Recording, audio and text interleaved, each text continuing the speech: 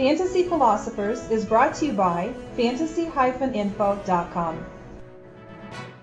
Eddie Royal had himself a really nice rookie season as he posted over 90 receptions in his first year with Jay Cutler as his quarterback and Mike Shanahan as his head coach, and things were nice and rosy and great. The Denver Broncos passing offense looked to be one of the better and future offenses that were to come and maybe for the next 5 to 10 years.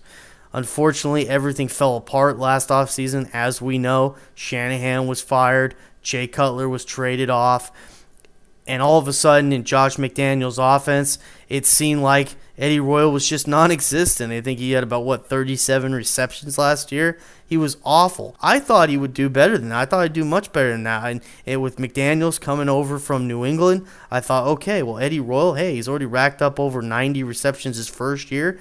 He's got a frame that kind of reminds you of a Wes Welker type. So I thought he'd be more used like the Wes Welker type and get a lot of receptions, a lot of catches in this offense. But that sure as heck did not happen. Even when Brandon Marshall was not on the team week 17, we saw Jabar Gaffney as the receiver that came out and had a big day, and not Eddie Royal. He was non-existent, wasn't even around. So this is not encouraging for Eddie. I know that they're starting to use him more in the slot because McDaniel sees him as the Wes Welker. Well, if he did before now, why didn't he do it last year? That's my question. So right now, Eddie, he's going to start with Jabar Gaffney opposite. That's the projected starting lineup. Demaryius Thomas is their rookie. They're a very talented rookie, but he had a foot injury that we knew about. He had that right around the combine, and so he was recovering from that.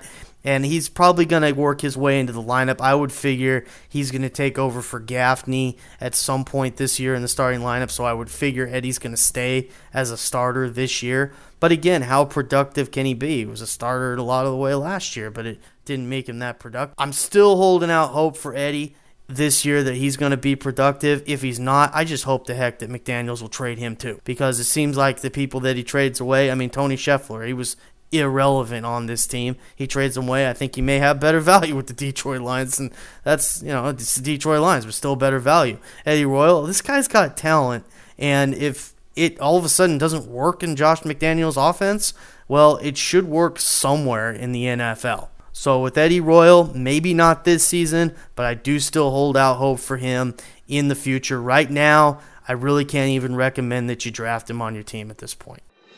For more fantasy football information, go to fantasy-info.com and sign up for our free e-newsletter. Good luck in your 2010 Fantasy Football League. As an added bonus, the Fantasy Info guys will include their 5 secret tips for success in fantasy football.